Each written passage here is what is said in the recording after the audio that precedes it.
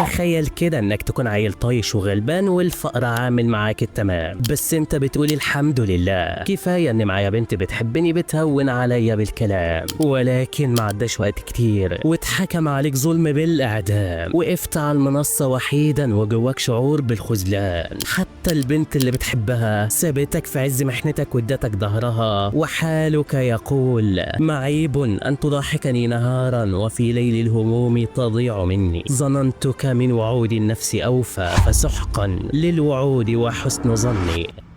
السلام عليكم متابعينا الأعزاء، النهارده جايب لكم تحفة فنية، حاجة أقل ما يقال عنها أسطورية. فالأنمي النهارده مزج بين الأكشن والدراما والرومانسية، والصراحة حاجة فوق العظمة. لذلك كل اللي عليك دلوقتي إنك تنزل تشترك وتفعل الإشعار وتركز معايا في مقدمة الفيديو النار. وبس كده يا عم، من غير ما أطول عليكم هيا بنا نرى ماذا جرى في تلك الحكاية.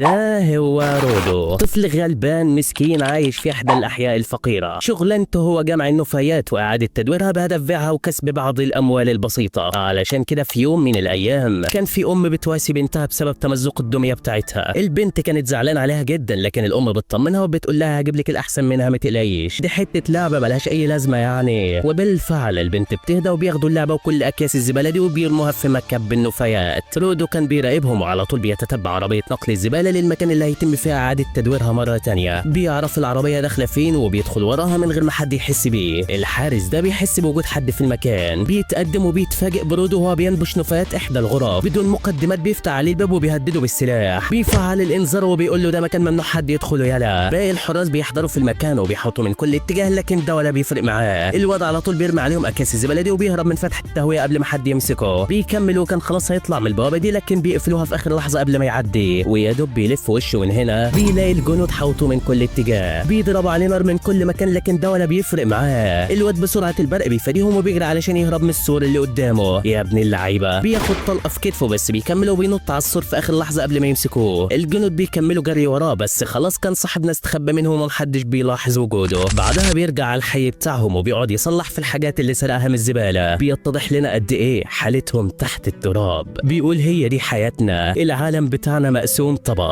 وانا بقى من طبقة الفقراء. الطبقة اللي فوق ناس أغنياء معاهم فلوس عايشين في أرقى الأماكن وبيعملوا كل اللي عايزينه، إنما ورا البوابة دي عالم تاني خالص مستنقع من الفقر والجرايم والفساد. إحنا هنا بالنسبة للناس التانيين ولا أي حاجة. أي حد فينا بيغلط ولو غلط بسيط بياخدونا عند مكب الزبالة ده وبيتخلصوا مننا، أو بالأحرى مكب الهلاك. بيرموا زيه زي الزبالة بالظبط ولا حتى محصل حيوان. إحنا هنا بنعاني لأبعد درجة. هو ده العالم اللي رودو عايش فيه، عالم عنصري وطبقي مقسوم نصين، نص مرفه للأغنياء ونص حرفيا تحت التراب للفقراء. واقع موجع بكل معنى الكلمة. لكنه في الوقت ده بيكون خلص تصليح في الحاجات اللي سرقها، وبتجيله البنت دي بتقول له ايه يا عم رودو الحمد لله على السلامه. وفي وقتها بتشوف الحاجات اللي معاه وبتقول له انت لسه مصمم تسرق زباله الناس الاغنياء دول؟ لو اكتشفوا ان انت اللي بتعمل كده هيعدموك لا محاله. الواد بكل حزن قال لها واعمل ايه يعني، انا مش باذيهم باي حاجه، لا بالعكس انا بس باخد بعض الحاجات اللي هم بيرموها، وده بهدف التربح وكسب بعض الاموال البسيطه علشان ما بقاش عبء على اي حد. واثناء كلامهم هما الاثنين بيجي من اطفال القريه بيستهزئوا بيه وبيقولوا للبنت بعيد عن الواد ده لا يجيلك طفح جلدي ولا حاجه، ده عيل فاشل نابش للقمامه مصيره في يوم هيقتل حد ويترمي في مكب النفايات زيه زي ابوه يعني. ده كان لقبه القاتل المجنون. العيال بيمشوا من هنا ورودو بيحط وشه في الارض زعلان من كلامهم وما عرفش يرد عليهم ولا يقول لهم اي حاجه. لكن البنت بتطمنه بتقول له ما تزعلش يا عم، انا بثق فيك يا رودو، عارفه انك مستحيل تقتل اي حد، علشان كده مش عايز اشوفك تلقى في تلك الهاويه. رودو بيفرح من كلامها وان اخيرا حد بيثق فيه ويطمنه. والبنت بتحاول تلطف الجو وبتقول له على فكره عجبتني الدميه اللي انت صلحتها دي. بتشكر فيها والواد كان هيديها لها هديه، لكن قبل ما يقول اي حاجه الام بتيجي وبتنده على بنتها. البنت طبعا بدون تفكير بتودع وبتروح لامها.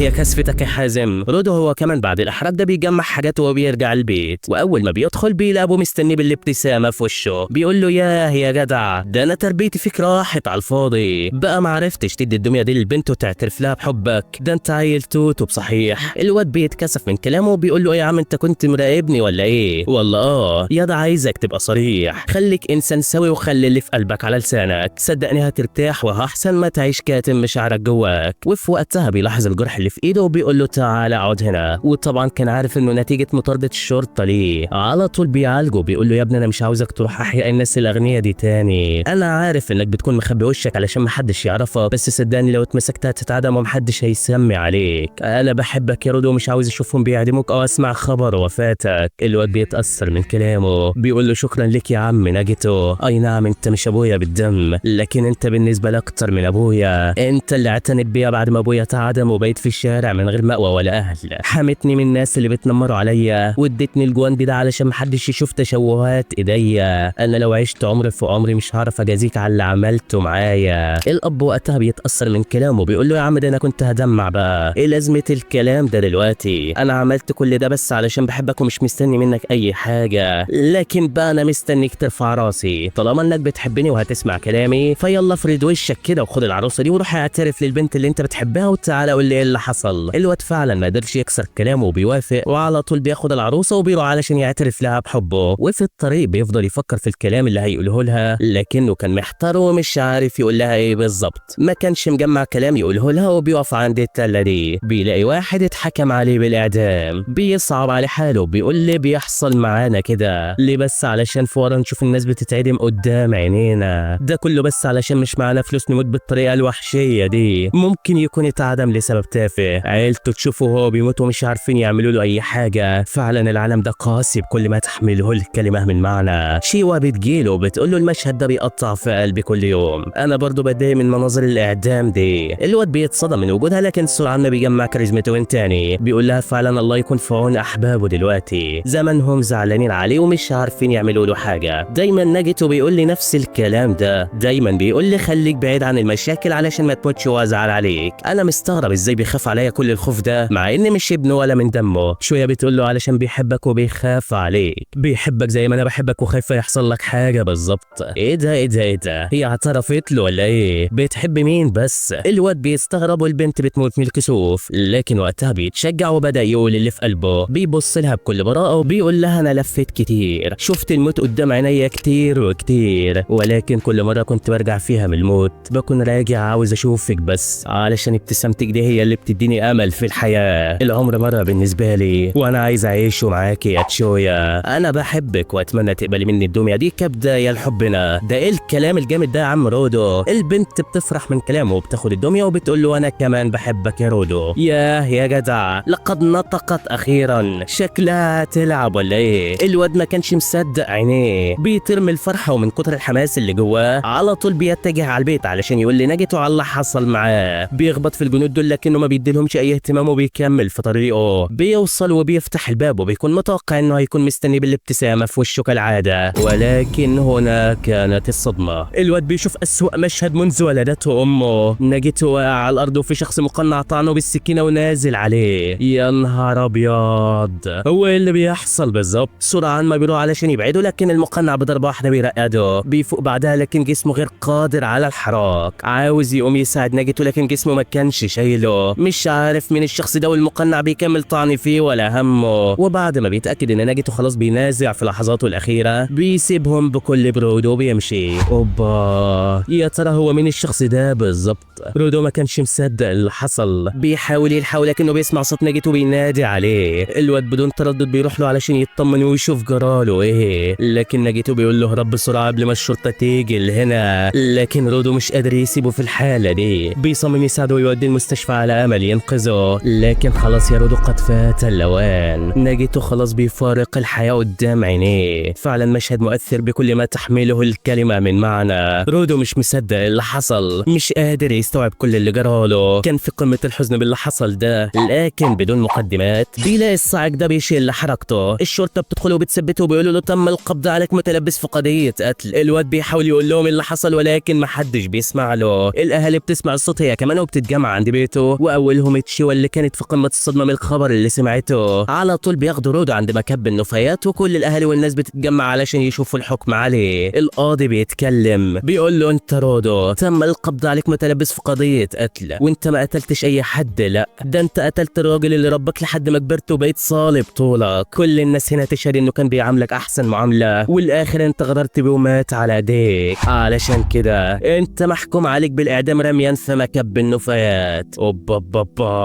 هو ايه اللي بيحصل بالظبط؟ كل الناس بتهتف باعدامه، والواد مهما يقول ما حدش بيسمع لكلامه. وفي وسط كل الناس دول رودو بيلاحظ وجود شيوا واقفه وماسكه اللعبه اللي اداها لها، بتبص له بقرف وبتقول له انا وثقت فيك، بس للاسف طلعت زي ابوك قتال قتله. بترمي الدميه على الارض وبتمشي، ورودو ولا قادر يعمل حاجه. كان في قمه الحزن علشان محدش مصدقه، وخلاص بيجهزوه علشان يترمى من فوق. وحرفيا رودو كان في موقف لا يحسد عليه. بيقول كلكم كلاب تستاهلوا تعيشوا في باقي حياتكم، انتم بتشوفوا اللي قدام عينيكم بس مش اكتر. انا هنتقم منكم واحد واحد. القاضي بيؤمر برمي من فوق وبين صابعه. الواد بيشوف المقنع اللي قتل ابوه، بيتعصب اكتر لكن خلاص فات الاوان. بيرموه من فوق وبينزل مع النفايات شكله شكل الزباله بالظبط. بيقع تحت فاقدا للوعي ومغمى عليه.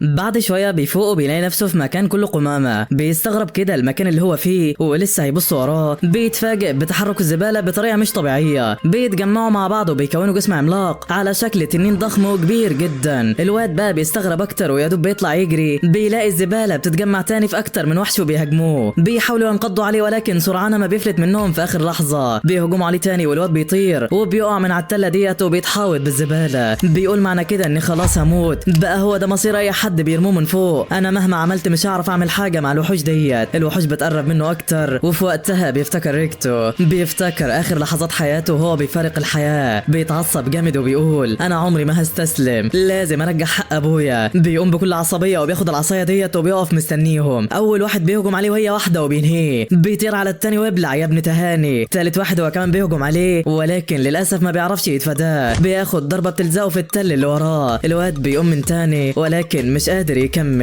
قادر يكمل بسبب ان هو ما عادش قادر يتنفس. الوحوش بقى بتستغل الموقف وبتهجم عليه، بس ابلع يا ضعيف. الواد بيمسك جريده حديد كده بيسلق بيها كل اللي قدامه، بس بعدها بيقع على الارض وما عادش قادر يتحرك. خلاص مفكر ان هو كده انتصر عليهم، بس هوبا الزباله بتتجمع من تاني بتكون وحش كبير واضخم من الاولاني. الواد بيتصدم وبيحاول يجري ويهرب منه، بس ده بحركه واحده من رجله زلزل المكان وطيره هو وكل اللي حواليه. رودو بيقع على الارض وخلاص مش قادر يتحرك، بس المفاجاه بيلاقي الشخص ده قدامه. هوبا اداله رجل بتخليه يطلع دم من وشه. بعدها بيقرب منه وبيديله القناع ده علشان يقدر يتنفس. الواد فعلا بدأ يحس بالراحه اخيرا وبيسأل المقنع وبيقول له انت مين وازاي عايش هنا، لكن ده ما بيردش عليه وبيشاور له يسكت. والواد برضه مش فاهم وبيكرر سؤاله، بس ما زال المقنع بيحاول يسكته. بيكلمه بصوت واطي ورود بيتعصب جامد وبيقول له ما تعلي صوتك، هو انا هسمعك ازاي يعني؟ وفي وقتها المقنع اتعصب جامد من تصرفاته. بيقول له بسبب صوتك العالي ده الوحوش عرفت مكاننا، عمال اشاور لك تسكت وانت ولا هنا مصمم تعمل اللي في دماغك. بس يلا مش مشكله، كده لازم انضف المنطقه ديت قبل ما امشي. اتفرج بقى على اللي هعمله فيهم. وبوم بيفعل الشمسيه بتاعته، بيطلع منها سكاكين في كل حته. الوحش بيهجم عليه والواد بيديله واحده مروحه بتفرتكه. بيبص وراه كده بيلاقي جيش من الوحوش قدامه، وبدون مقدمات الواد بيطير عليهم بكل قوته. وهوبا بضربه واحده بس كل دول بالسلامه. بيمسك المظله وبيطير على اخر واحد واللي هو اقوى واحد فيهم. الوحش فعلا اول لما بيشوفه قدامه بيجهز له ضربه بركانيه، لكن ده ولا بيفرق معاه. بيصدها وبيطير فوقه وبيطلع الوحش اللي جواه. بينزل بيها على الوحش وبوم طريق السلام. انت ده من قوه الضربه الارض اتقسمت تحته، قوته مهوله فعلا. بعدها بيرجع لبطلنا تاني علشان يطمن عليه، لكن الواد كان مستغرب من كل القوه ديت. بيقول له انت مين بالظبط؟ جبت العظمه ديت كلها منين؟ الواد وقتها بيخلع قناعه وبيقول له انا هو انجن، شاب غلبان من سكان الارض وبشتغل في تنظيف الوحوش زي ما انت شفت كده. الواد بقى كان لسه مش فاهم حاجه وعاوز يساله اكتر عن قوته، لكنه ما عادش قادر وبيغمى عليه من شده التعب. بيفوق بعدها بيلاقي انجن ربطه بسلاسل وسحبه وراه. بيستغرب من اللي هو فيه وبيقول لانجن انت بتعمل فيا ايه وليه ساحبني وراك كده؟ يلا فكني بسرعه علشان اطلع لفوق تاني. انجن وقتها استغرب من كلامه وبص له بقرف كده وقال له هل ده ممكن اصلا؟ طالما ده ممكن اللي يخلينا نعيش في مكان كله قمامه بالشكل ده؟ انتم سكان الفلك عالم قذره لابعد الحدود، احنا بنكرهكم اشد الكره، ولكن رودو ما كانش فاهم اي حاجه من كلامه وبيتعصب جامد وبيقول له برضه انا لازم اطلع، لازم اعلم الفشل دول الادب وانتقم من قتل ابويا، اثبت للكل اني ما عملتش حاجه، يلا فكني علشان هرجع، يعني هرجع حتى لو انتم مش لاقيين طريقه فانا هلاقي وهوصل لفوق، هوصل لفوق مهما كلفني الثمن. انجن وقتها بقى بيتعصب من كلامه وقال له ما تخرس بقى، طالما انت مش مصدق كلامي فانا هوديك لمكان هيعرفك مين هم سكان الارض كويس. وعلى طول بيفضل سحبه لحد ما بيوصل قدام المستودع ده ومن غير مقدمات بيسيبه وبيمشي. الواد بقى كان مستغرب ليه سابه هنا، لكن الناس اللي جوه المستودع وقتها بيطلعوا وبيشوفوا رودو قاعد لوحده، بيستغربوا اللي جاب الشخص الغريب للمكان ده، لكن لما بيدققوا في الهدوم اللي لابسها بيعرفوا ان هو مش من سكان الارض، اكيد ده واحد من سكان الفلك اللي اترموا من فوق. على طول بيروحوا يطمنوا عليه وبيسالوه هو جاي منين علشان يتاكدوا. رودو فعلا بياكد لهم ان هو جاي من فوق، وفي وقتها الناس بيفرحوا جدا وبيقولوا له حمد لله على السلامه، ايه يا عم اللي ربطك كده، احنا خلاص هنحررك من قيودك. الواد بقى بيفرح من معاملتهم ليه في البدايه، ولكن كان في البدايه بس يا صديقي، دول ربطوه في العربيه ديت علشان ما يهربش وكانوا في قمه الغضب من وجوده. الواد ده بيتكلم بكل برود وبيقول له انت اول بشري يطلع عايش من مكعب النفايات بتاعكم ده، كل اللي بينزلوا من الفلك يا اما بيموتوا من اثر السقوط يا اما وحوش القمامه بيقتلوهم. عاوز بقى تعرف احنا ليه بنكرهكم قوي كده؟ انا هقول لك، انتم سكان الفلك فضلتوا ترموا زبالتكم علينا ولا تعرفوا ايه اللي بيحصل فينا ايه بسببها، ده لو كنتم اصلا تعرفوا ان في ناس عايشه تحت القمامه اتركمت فوق بعض كالاكوام واتعفنت ولوثت الهواء اللي بنتنفسه، ومش بس كده لا،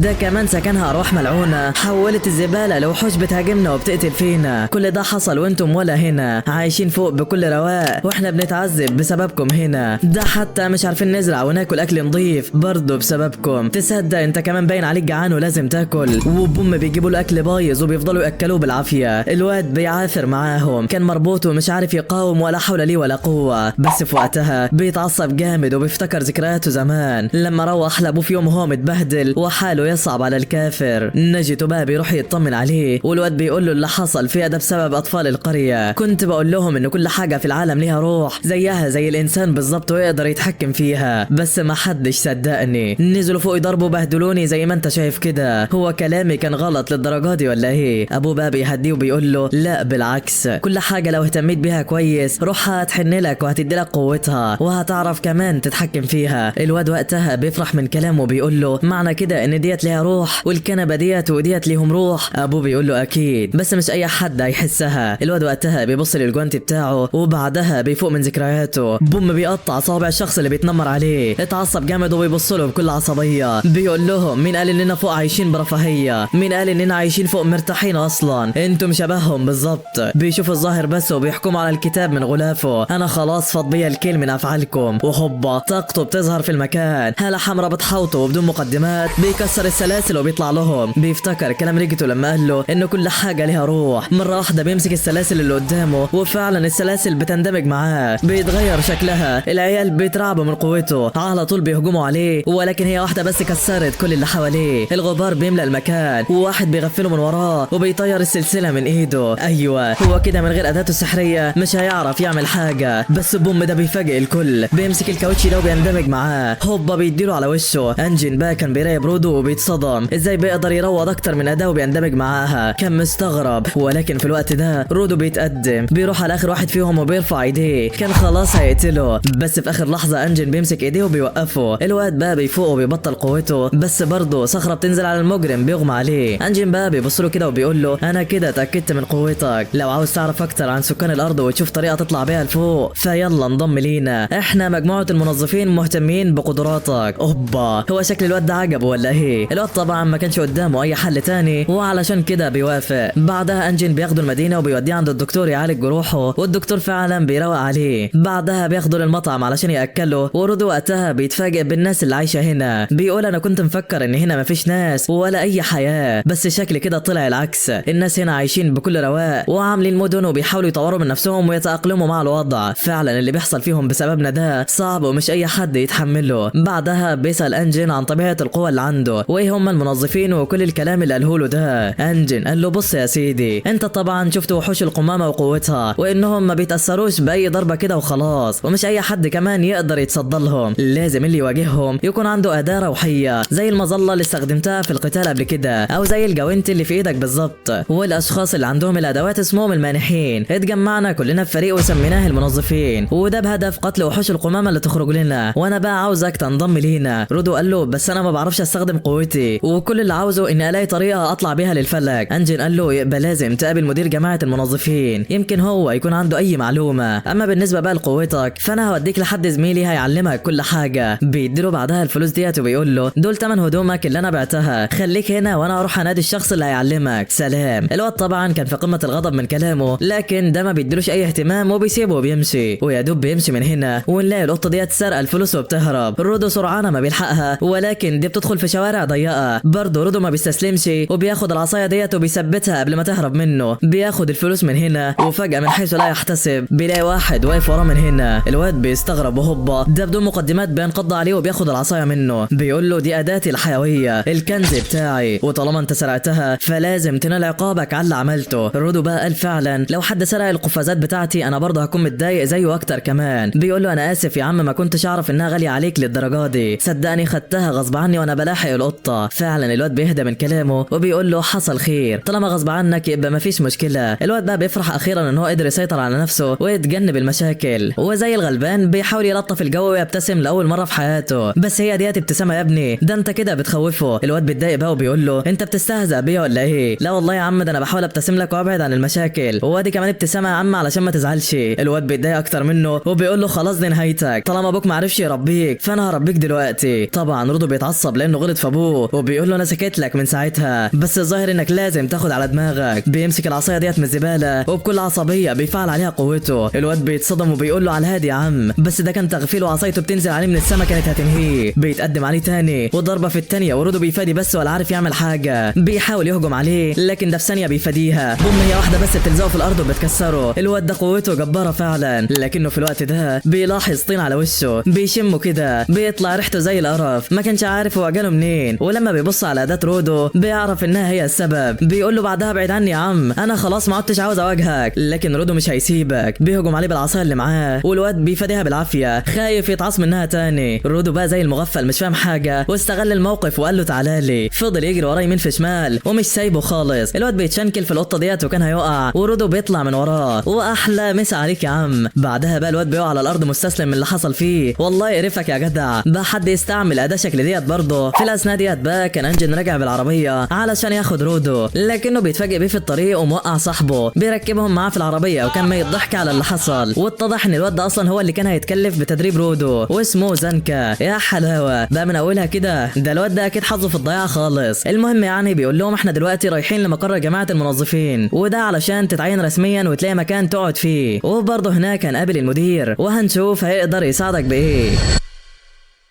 وفعلا بعد شوية وقت بيوصلوا هناك وبيقابلوا سكرتيرة المدير وانجن بيعرفوا عليها. بيعرفوها ان عضو جديد عاوز ينضم لمجموعة المنظفين، والبنت بتاخد منه كل البيانات وبتقول له يلا ادخل للمدير. ولكن قبل ما يدخل البنت بتحس من رودو شعور غريب. انجن هو كمان حس ان في الموضوع، لكنه ما بيركزش معاهم وبيكمل علشان يقابل المدير. بيقفوا قدام الباب وبيقول له رودو خلي بالك، العالم اللي احنا فيه مفيش حاجة بتمنح بالمجان، علشان كده عايزك تقول للمدير انك هتشتغل معانا في مقابل انه يقول لك على اي حاجه يعرفها. الواد قال له تمام، وبعدها بيدخل علشان يقابله، لكنه بيلاقي المكان فاضي وبيفضل ينادي لكن محدش بيرد عليه. العيال بتستغرب، بس في وقتها السكرتيره بتنده عليهم بتقول لهم نسيت اقول لك ان المدير قال لي ان عنده احدى المهمات وطلع لتنفيذها، انت مش هينفع تنضم لينا بشكل رسمي غير لما يجي لهنا. الواد فقد الامل، بس فجاه البنت دي بتتدخل في الكلام وبتقول لهم مش مشكله، طالما مش هيبقى عضو رسمي دلوقتي فانا هاخده كمتدرب معايا لحد ما المدير يوصل بالسلامه. انا عايز اعرف اكتر عن سكان الفلك وقدراتهم. الواد طبعا بيوافق وعلى طول بياخدوهم لتنفيذ احدى المهمات المطلوبه. السكرتيره بتقول لهم شكل ما انتوا عارفين فالعالم بتاعنا فيه 6 اماكن ملوثه بيظهر فيها وحوش القمامه، والمهمه اللي جات لنا دلوقتي هتكون في المنطقه جيم. اللي قدم البلاغ بيقول ان ظهر اعداد كبيره من وحوش القمامه وانتوا هدفكم تنظفوها وترجعوا على طول. بالتوفيق. العيال فعلا بدون مقدمات بينطلقوا لهناك لتنفيذ المهمه. القائد بتاعهم كان البنت ام شعر احمر دي والتي تدعى ريوما، معاها 2 بيساعدوها يسموا بالداعمين، ناس عاديه ما عندهمش اي قدرات منح ولا يقدروا يقتلوا وحوش القمامه، ووظيفتهم الوحيده هي مساعده ريوما ومنع اي وحوش تتسرب للمدينه اثناء القتال. رودو بيتعرف عليهم وبيعرف ان الواد ده اسمه جريس، وفجاه اثناء كلامهم بيظهر قدامهم مجموعه كبيره من وحوش القمامه، بس البنت ولا في دماغها وبتقف هاديه وبتقول لهم عادي عادي ما تشغلوش بالكم، دول شويه ضعاف ما لهمش اي 30 لازمه. بس فجاه ومن حيث لا تحتسب بيطلع من وراهم سيران اضخم منهم وبداوا يدمروا السياج. رودو بيترعب بس بيلاقي البنت برضه ما كانش فارق معاها، مستغرب من كميه اللامبالاه اللي عندها، ولسه ما بيلحقوش يهجموا عليهم وبوم بيلاقوا اللي طلع لهم. ايوه وحش قمامه قوي جدا ظهر لهم وباين عليه قوته اسطوريه. البنت بتفرح وبتقول لهم انا كده اتحمس، انا كده خلاص هقاتل وانا مبسوطه. بس هو فين اداتها الحيويه؟ وفي وقتها البنت بتطلع المقص ده وبتفعل قوتها عليه والمقص بيكبر بصوره مش طبيعيه. المقص ده هو اداتها الحيويه. رودو بيستغرب من اللي شايفه والبنت بتنطلق على الوحوش بسرعه البرق. بتبدا بالوحوش الصغيره وهوب بعد ما تفتكر خلصت على كل اللي قدامها بضربه واحده. رودو مذهول من حجم القوه اللي بتمتلكها، بيفضل مركز معاها وفجاه احد الثيران بيجي من وراها وكان هيصيبه، بس جريس في اخر لحظه بيلحقه، بيوقف الطور بايده وعلى طول بيحدفه لريوما وبوم بتشقه النصين. تقول لهم كملوا على كده وانا معاكم. بيستمروا على الحال ده وريوما والداعمين عاملين شغل فاخر من الاخر، مخلصين على اي وحش قدامهم بكل سهوله. ريوما بتقول لهم دلوقتي خلاص كده ما عادش غير الاخير قدامي، وعلى طول بتسيبهم وبتنطلق عليه. الداعمين هم كمان بيتقدموا علشان يساندوها، بس واحد فيهم بيتكعبل في قرن الطور ده وبيقع قدامه. الطور هو كمان بيقوم وكان على وشك ينقض عليه، بس في اللحظات الاخيره رودو بيتدخل وبيوقفه، وكمان بيفعل قوته على العصايه اللي معاه لكنها بتتحول بسرعه عشوائيه جدا، بقت ضعيفه وهشه والطور كان خلاص هيكسرها، بس اليوم بتتدخل في اخر لحظه وبتشقه النصين. بتشكر رودو على المساعده وبتقول للداعمين خلاص كده مهمتكم انتهت، انا هروح اتعامل مع الوحش ده علشان الظاهر انه مختلف عن اي وحش تاني، فانا قسمته النصين ولكن برضه ما ماتش. العيال بيقولوا لها تمام وهي على طول بتنطلق عليه بكل قوتها، بتقطع في يمين وشمال ورودو ما زال واقف يشاهد تلك العزيمه الجباره بينما هو عاجز عن المساعده باي حاجه. ريوما بتطلع على دماغ الوحش وبضربه فتاكه من سلاحها قطعت كل الاسلاك اللي في دماغه. بتلاحظ وقتها ان في نواه بتتوهج تحتها وبتعرف ان دي مصدر قوته، لسه هتضربها لكن الوحش بيبعدها وبيجمع الاسلاك من تاني. شكله كده هي دي نقطه ضعفه. البنت بتفهم كده وعلى طول بتهاجمها والوحش بيرزع دماغه في الارض من كل مكان، بيحاول يبعدها عنه بس البنت مصممه تكسرها. وساعتها بنتفاجئ بهجوم قوي جدا جاي ناحيه رودو، ده من قوه الهجوم الارض بتتكسر من تحته وكان خلاص هيموت، بس في اخر لحظه الداعم بيمسك ايده بيطلعه وبيجري من المكان قبل ما يحصل له حاجه. ريوما لما شافت اللي حصل ده بتتعصب جامد، بتطير في الجو وبتقول له تعالى لي بقى، بتفعل 100% من قوتها على المقص وبتنطلق على نوته بسرعه اسطوريه وهوبا طريق السلامه انت. الوحش وقتها بيتلاشى من قدامهم، قوه جباره فعلا. الداعمين وقتها بيرجعوا يطمنوا على ريوما وبيلاقوها واقفه مستغربه من اللي شايفاه، بتقول لهم نواه الوحش ده كانت اداه حيويه، معنى كده ان الوحوش دي مصنعه او معنى كده ان حد مروضها وهو اللي بيتحكم فيها، بس ازاي ده حصل لسه مش عارفين دلوقتي. بس من جانب تاني الواد ده بيفوق بيلاقي نفسه مقيد وفي شخص قدامه بيبتسم له ابتسامه مرعبه جدا، وانتوا عارفين ده مين؟ ده نفسه صاحب المستودع اللي كان عاوز يخطف رودو قبل كده. ابو ضفاير ده بيفضل يعذبه وبيطلب منه يقول له ايه اللي يعرفه عن رودو وازاي لسه عايش بعد ما نزل من الفلك. الواد من كتر رعبه بيقول له على كل حاجه، بس ده برضه بيقتله بابشع طريقه ممكنه.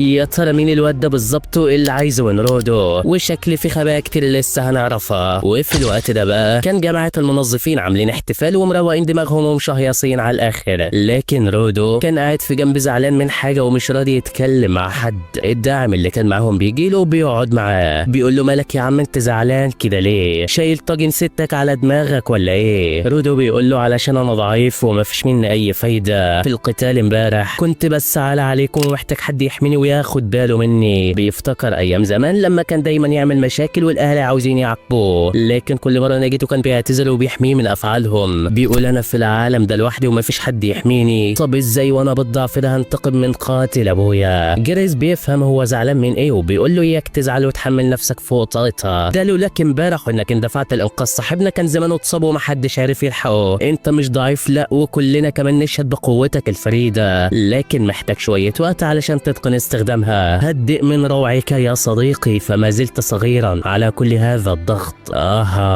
هو ده الكلام ولا بلاش؟ الواد فعلا بيطمن من كلامه وبيحس في وقتها نفس كلام نجته ونفس حنيته عليه. بعدها بياخده وبيفك عنه وبيقعدوا ياكلوا وروده. فعلا بدأ يخرج من اللي هو فيه وبيخلص اليوم على كده. وتاني يوم بيجي اتصل لسيمون بمهمة تنظيف جديدة. البنت بتستغرب من المهمة المعروضة عليهم وعلى طول بتجمع أعضاء المنظفين علشان تبعتهم لتنفيذها. بتقول لهم في طلب تنظيف، ولكن مش زي أي طلب، لا. في واحدة بتقول إنها شافت واحد نزل من الفلك وكان لسه عايش. فضل يهرب من وحوش القمامة لحد ما دخل إحدى البيوت واستخبى فيها، بس الوحش مازال محوطه ومش عارف يخرج من البيت. العيال طبعا بتتصدم وأولهم رودو. هل معقول في حد نزل عايش من الفلك، ولا دي لعبة بتتلعب عليهم؟ لكن البنت وقتها بتدلهم على المكان وبتقول لزنكا انت اللي هتكون قائد المهمة، يلا انطلقوا دلوقتي قبل ما ساكن الفلك يحصل له حاجة. بالتوفيق. العيال فعلا بينطلقوا على مكان المهمة وبيوصلوا المكان اللي كان عبارة عن حتة مهجورة ما فيهاش ولا بني آدم، بس هو في من وسط العماير دي. وفي وقتها الست دي بتجيلهم بتقول لهم انا اللي طلبت المهمة، تعالوا معايا علشان اوديكم للمكان اللي هو مستخبي فيه. العيال بيستغربوا من شكلها لكنهم ما بيهتموش وبيكملوا معاها. بيعرفوا منها شوية تفاصيل وازاي شافتهم لحد ما وصل لهنا، بس زنكا ما كانش مصدق حاجة من كلامها وحاسس ان في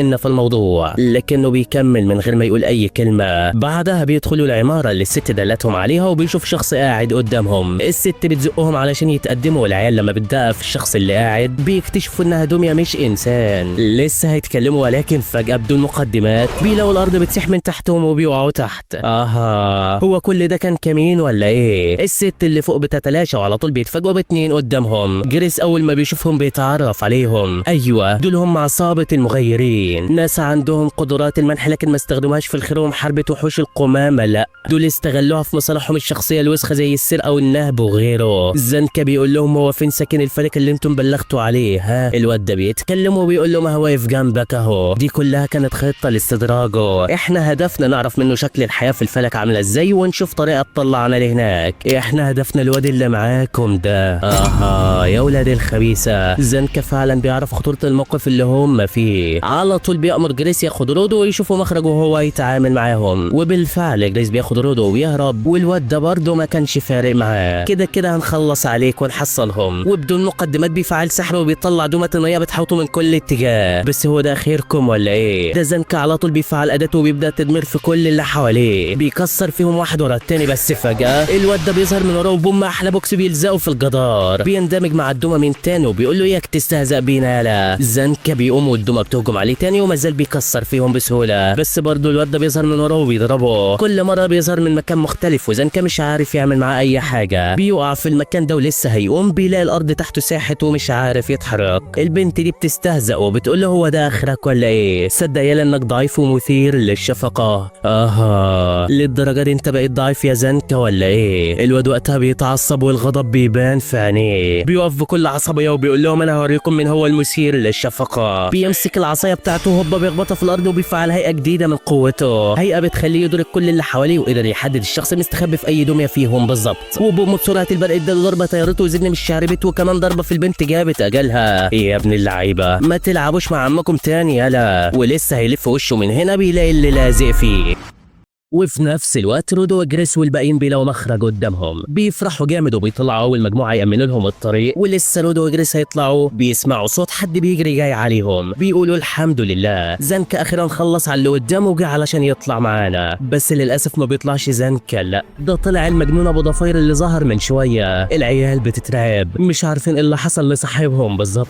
بيقولوا له زنكا فين وانت عملت فيه ايه بالظبط، بس ده ما بيردش عليهم وبسرعه البرق بيروح على المخرج وبيدمره. بيقف قدامهم من تاني وبيقول لهم خلاص كده محدش فيكم هيعرف يهرب منه يا تلاشاني. ولو بتسالوا على الواد ابو صولجان فانا بس اديته جرعه سم صغيره وزمنه مغمى عليه، مش عارف اذا كان هيقدر يستحمل ويكمل حياته ولا لا. يا نهار ابيض، معقوله اتصاب زنكا بالسرعه دي؟ لكن سيبكم منه. المهم دلوقتي انت ابو شعر ابيض وجميل يا اللي واقف قدامي، يا ترى هتيجي معايا من غير مشاكل ولا خلص على اللي معاك واخدك بالعافيه؟ جريس ما بيستناوش يكمل وبيهجم عليه، ولكن هي واحده شقلباز بيطيرهم من قدام. قدامه بيتقدم على رودو، بس برضه جريس بيقف قدامه ولا همه. بيقول له انا مستحيل اسيبك تلمس شعره منه. رودو بيفهم خطوره الموقف وبيقول له ابعد من قدامه علشان مش هتعرف تاذيه ولا هتعمل حاجه، لكنه بيتفاجئ بسكوته مره واحده وما بينطقش. المجرم بيقول له باين عليه مات، اصل الطعنه جت جامده عليه، ومره واحده بيرجع السيف في قلبه بيخلص عليه. يا نهار ابيض، هو ايه اللي بيحصل بالظبط؟ رودو بيتصدم من اللي شافه. بيقول الراجل الوحيد اللي حسيت فيه حنيه بيموت قدام عينيا زي ما مات ابويا بالظبط. عقله رافض يصدق اللي بيحصل ده، على طول عقله بيرجعه لذكريات زمان، وبيفتكر اول يوم ناجيتو تبناه فيه. كان عمال يخبط راسه في الجدار ومش عارف هو بيعمل كده ليه. ناجيتو اول ما بيشوفه بيتخض وعلى طول بيروح يوقفه. بيقول له انت اللي بتاذي نفسك يا ابني، وليه عملت في نفسك كده؟ رودو بيقول له اعمل ايه يعني؟ انت اللي قلت لي ما اعملش مشاكل مع حد، وانا كنت متضايق والاوضه فاضيه ومش عارف اعمل ايه. ناجيتو وقتها بيفهم ان اللي هو فيه بسبب تخلي عيلته عنه، وان هو دلوقتي فاقد الثقه في نفسه تماما. بيقعد يواسيب الكلام وبيقول له ما تقلقش يا عم، انا معاك ومش هسيبك مهما حصل، بس تعالى معايا دلوقتي علشان اجيب لك اي حاجه بتحبها. وعلى طول بياخده للسوق وبيحاول يعرف اهتماماته ويجيب له كل اللي هو عاوزه، يمكن يخرج من مود الاكتئاب ولا حاجه. بس فعلا ولا اي حاجه بتتغير فيه، ما زالت ملامح الاكتئاب باينه عليه. ولكن في يوم من الايام كانوا واقفين عند البوابه، ورودو بيشوف عمال النظافه بيرموا الزباله هناك. بيستنى بعد ما الحراس بيمشوا، وهوبا الواد على طول بينطلق لهناك وبينبش القمامه. بيطلع القناع ده وبيفضل يعيط وبيقول الناس دي ليه مهمله للدرجه دي؟ ليه راميين القناع ده بدل ما يصلحوه ويرجع لحالته الاصليه؟ الناس دي لازم تحس بالمسؤوليه. ناجيتو بيتاثر اول ما بيشوفه وبيعرف اهتماماته. بيقول له انت هتبقى قوي يا رودو، مصدر قوتك انك هتوصل لجوهر الحاجه اللي هتمسكها. وهوبا الكلمه بترن في ودانه دلوقتي، وقبل ما القلاده دي تقع رودو بيمسكها، بتتوهج في ايده بدون مقدمات بتتحول لسلاح فتاك. اوبا هو ده جوهر التميمه ولا ايه؟ جريس بيبتسم وبيعرف ان رودو دلوقتي عارف هو ايه مصدر قوته بالظبط. بيرتاح وقتها وبيقول له انت املي يا بطل. لكن الواد ده بيضحك بكل استهزاء وبيقول حلو قوي كده، ده اداتك الحيويه باين عليها قويه وهتسليني، بس احفظ اسم جابر كويس علشان ده اخر واحد هتشوفه في حياتك. ومره واحده بيطير على الجدار ده وبينزل على رودو، بس بسرعه البرق الواد بيفاديه. بيهجم عليه تاني وبرضه مش عارف يصيبه. رودو بيستهزأ وبيقول له هو ده اخرك ولا ايه؟ عايزك تتحرك اسرع شويه علشان تسليني ولا حاجه؟ الواد بيتعصب من كلامه وعلى طول بيهجم عليه تاني. لكن هوبا التميمه بتقرا تحركاته وبتثبته وبوم، احلى بوكس عليك يا معلم. الواد ما كانش مصدق اللي شايفه، ده الاداه الجباره دي. بيهجم عليه تاني بس بلع بوكس اقوى من الاولاني. الواد بيحاول بشتى الطرق يصيبه او يعمل حاجه، بس كل مره التميمه بتقرا تحركاته وياكل على دماغه. الواد بيتعصب بيقول له طالما قوتي مش جايبه معاك نتيجه فانا هوريك بقى سرعتي. ومره واحده بيلف حواليه بسرعه اسطوريه، حرفيا رودو مش شايفه ومش قادر يحدد مكانه. الواد بيستغل تشتيته وهوبا بيظهر من وراه وبيحاول يصيبه، بس التميمه بتقرا تحركاته وهو بوكس بينويه. الواد مهما يحاول معاه رودو واقف زي الاسد والغضب بيغلي جواه، نازل ضرب فيه من كل مكان، وجابر ولا عارف يعمل معاه اي حاجه. من كتر الضرب خلاص ما عادش قادر يكمل وبيقعد على الارض جسمه غير قادر على الحراك. لكن مازال بيضحك وشكله مخبي حاجه. بيقول له رودو انا فهمت قوتك خلاص، من الواضح انك اتشتت لما رميت عليك حطام المبنى، ومعنى كده انك بتقرا تحركاتي وانا عندي نيه قتل. بس يا ترى هيحصل ايه بقى لو قتلت واحد ملوش احساس؟ وبدون مقدمات بيطعن نفسه بالمخالب بتاعته. الواد على طول عيني بدات تتغير ورودو مش فاهم ايه اللي بيحصل معاه. جابر بيقف وهوبا الارض بتتكسر من تحتيه. رودو ترعب من هول الموقف اللي هو فيه. جابر ما بيستناش وقت كتير وبسرعه البرق بينطلق عليه، بس رودو بالعافيه بيفاديه، مستغرب من قوته وسرعه حركاته دي. جابر بيهجم عليه تاني والتميم مش قادر يتحكم ولا تقرا تحركاته. رودو بيبعده بالعافيه لكن ده بسرعه البرق بيرجعه من تاني. شغال عليه هجمات من كل الاتجاهات ورودو بيفادي هجماته ومش عارف يهجم ولا يقرب منه. جابر طيره في الجو واستغل لحظه سقوطه، ومره واحده انطلق عليه بالمخالب وخلاص هيصيبه ويقضي عليه. بس في اخر لحظه بيلاقي الصولجان ده بيطيره. ايوه زنكا بيحضره وبيقول له ياك تفكر انك هزمتني يالا. لكن في الحقيقه كانت حالته صعبه جدا ومش قادر يقف على رجليه. رودو بيروح له وبيقول له ايه اللي حصل معاك يا عم وليه انت تعبان قوي كده؟ زنكا بيقول له خلي بالك المخالب بتاعته فيها سم خطير ولو صابك جسمك هيتشل ومش هتعرف تتحرك. انا كنت براقب قتالكم من بعيد وعرفت ايه هي نقاط ضعفه وخلاص عندي الخطه اللي هتخلص عليه. جابر وقتها بيفوق ورودو مازال مش فاهم زنكا في دماغه ايه. الواد بيستعد للهجوم عليهم والمفاجاه زنكا بيلف وشه وبيهاجم رودو، لكن التميمه بتثبته وبتطيره بعيد عنه. وهوبا قابل جابر وبالصولجان في وشه بيطيره. وايوه هي دي كانت خطه صاحبنا. بيقول له بما انك مش عارف تتحكم فيه يبقى وجهني وانا هخلص عليه. عليه. يا ابن اللعيبه، رودو بيفهم الخطه، وقبل ما جابر يفوق بينطلق عليه من تاني وبيتحكم في زنكا وبلع واحده بتطيره. بيقابله من الناحيه التانيه وكمان واحده بتكسره، كمان واحده والمره دي بيكسر به الجدار اللي قدامه. وزد من الشعر بيته قبل ما ينزل على الارض بيديله النهايه بيخلص عليه. يا ولاد اللعيبه، العيال فعلا عملوا ميكس جبار، ولا تقول زي ميكس العظماء النار. اخيرا خلصوا من خطر الواد المجنون ده، بس يا دوب بيرتاحوا من هنا رودو بيتفاجأ بتلاشي اداته الحيويه. بيستغرب من اللي حصل وانها ما رجعتش لاصلها من تاني، وكان قلقان لا يكون جريس جراله حاجه. لكن وقتها هو كمان بيقع على الارض وما عادش قادر يتحرك. بيحاول يقوم لكن جسمه اتشل ومش قادر حتى انه يتكلم. زنكا بيبص عليه وبيلاحظ جرح على ظهره. بيعرف وقتها ان ده تاثير سم جابر وان صابه في ظهره اثناء القتال. جابر هو كمان بيفوق وبيحقن نفسه بماده بتسكن الالم اللي جواه، وبيقوم لهم من تاني ولا كأن في اي حاجه. بيروح لزنكا وبيقف قدامه بكل كبرياء وبيستهزأ بيه. بيقول له ده اخركم يا جماعه المنظفين ولا ايه؟ ده انا بلمسه واحده من سمي محدش فيكم هيقدر يتحرك. بيزود جرعه السم عليه وبيقول له علشان تفضل نايم كده وما تعرفش تتحرك. اعرفوا مقامكم يالا. زنكا فعلا بيعافر مكانه ومش قادر يتحرك. بعدها جابر بيتقدم على رودو وبيشيله وبيمشي من المكان. بيطلع فوق وبيستغرب من اللي شافه. ده المبنى اللي هم فيه اتدمر بالكامل وما عادش ليه اي اثر. بيلف وشه من هنا بيلاقي ريوما واقفه قدامه، لسه هيفكر يهرب وبوم بيلاقي ضربه لمعت بيه الجدار. اوبا بابا، ده انجن برجالته هم كمان حضروا في المكان، وشكل اللي جايه صاحبه يقلبها جمدان. فيا ترى ايه اللي هيحصل بعد كده؟ لو انت بقى عاوز تعرف فانزل اشترك وفعل الاشعار واكتب لنا في التعليقات رايك عن ميكس الثلاثي النار. وبس كده يا عم، استودعكم الله الذي لا تضيع ودائعه، ودمتم في امان الله.